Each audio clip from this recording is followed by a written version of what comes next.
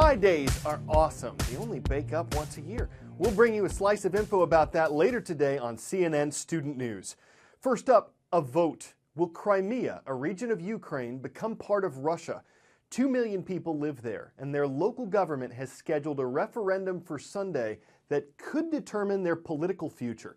Many Crimeans want closer ties to Russia. There's a good chance they'll vote for it. But the new leaders of Ukraine, as well as the U.S. and some other members of the international community, say the vote goes against Ukraine's constitution, that this part of the country can't just break off from it and join another country. Russia would likely welcome that decision. We're bringing you two very different perspectives on this today. First, from the capital of Ukraine, where many people want closer ties with Europe than with Russia. Now, this is Independence Square, the Maidan they call it, where the protest movement began and so many people lost their lives. But the story, of course, has now moved hundreds of miles away to Crimea.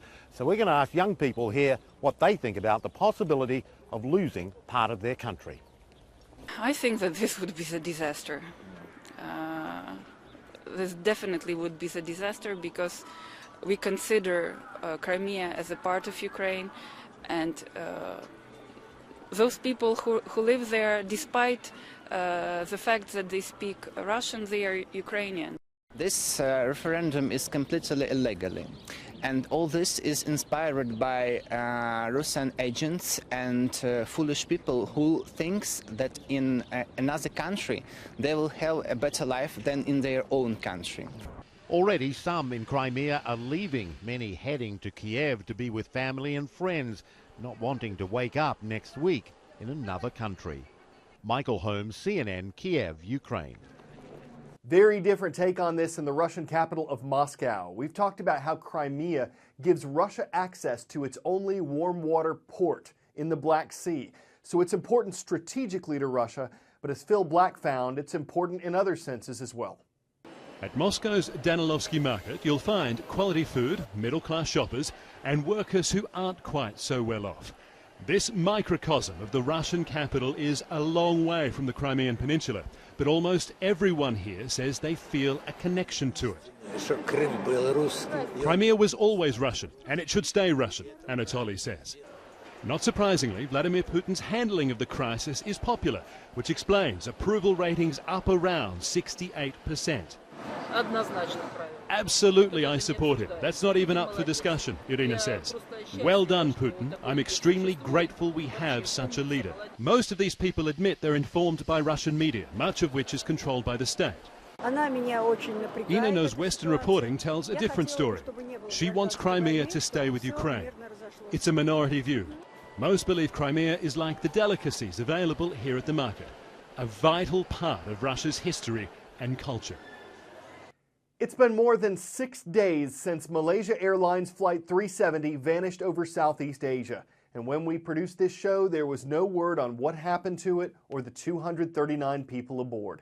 U.S. officials said on Thursday they might expand their search area to look in parts of the Indian Ocean. That's far west of the last known location of the flight between Malaysia and Vietnam. They said there's new information that the plane could have flown for hours after its transponder stopped working and quit sending signals of the plane's location and altitude. Some experts are saying it's possible that the jet's engines might have been sending info to satellites for 4 or 5 hours after the last transponder signal. But even that's not certain. And Chinese satellite photos that appeared to show something floating off the Malaysian coast turned up nothing. Time for the shout out. A 22-year-old is considered to be part of which generation? If you think you know it, shout it out. Is it Millennials, Baby Boomers, Silent Generation, or Generation X? You've got 3 seconds. Go. People born in the 1980s or 90s are generally considered to be Millennials. That's your answer, and that's your shout out. When it comes to money, millennials tend to have less of it than previous generations like Gen Xers or baby boomers. Millennials' student loan debt is higher, their unemployment is higher. Despite that, they're optimistic about the future. In a recent Pew survey, 85% of millennials said they either had enough money to lead the lives they want or that they expect to one day. It's interesting how their generation is impacting housing in the U.S. It's the fastest growing part of the housing market you may not see in your neighborhood. New apartment buildings popping up everywhere, now with the largest share of total new home construction since the 1970s. New rental apartment projects surged 56% in 2011, 36% in 2012, 25% last year, and they're forecast to rise 9% this year. So has this rental rise reached the top floor?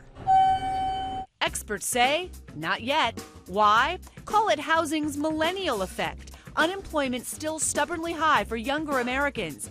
And many already owe tens of thousands in student loans. When millennials find a job, they just want a roof over their head, not a mortgage. Plus, credit is tight, so buying is tough, a down payment even tougher. Also, millennials value mobility, and urban areas offer convenience. That demand pushing up rent prices across the U.S. Rents up 3% over the past year, and nearly twice that in renter-heavy cities like San Jose, San Francisco, Seattle, and Boston. But long-term, the millennial effect could produce a familiar result. As this generation grows up, has children, finds more steady employment, the need for more space and the financial prospects of owning a home could push millennials into single-family homes and lift the housing market for everyone else. Christine Romans, CNN, New York. A royal welcome to all of our kingly viewers in the Midwest today, starting with the River Kings and Queens of Clinton, Iowa. They're watching from Washington Middle School. Next, long live the Kingsmen of Penn High School. They're online in Mishawaka, Indiana. And we'll wrap our royal journey in Kingman, Kansas, home of the Eagles of Kingman High School. Anyone can learn to solve for X, but no one has solved pi. The Guinness World Record for reciting numbers in pi is held by a Chinese man who memorized just under 68,000 digits. We usually just abbreviate it to 3.14. That makes today, 3/14, March 14th, Pi Day. Who doesn't like pie? Whether it's an old-fashioned apple pie, the Oscar-winning Life of Pi, a pepperoni pizza pie, unless it's a slice of humble pie, it brings us together. Of course, if you drop the E in it, you'll drop some of the enthusiasm. But the true mathletes out there can always bake up a little fun on Pi Day. It's celebrated every year on March 14th. That's 314 is in the first few digits of pi, the ratio of a circle's circumference to its diameter. You could call our fascination with it irrational, and that's just the kind of number it is, an irrational one. It just goes on and on without stopping or repeating, at least as far as we know. Computers have calculated pi to its 2 quadrillionth digit. Don't ask me what that means. I majored in telecommunications. What I can tell you is that when it comes to this ratio, the pi's the limit. I know a lot of you like it when we pile on puns. A lot of you count on it. We could just say good pie without any good pie puns, without waving good pie, without adding a single word.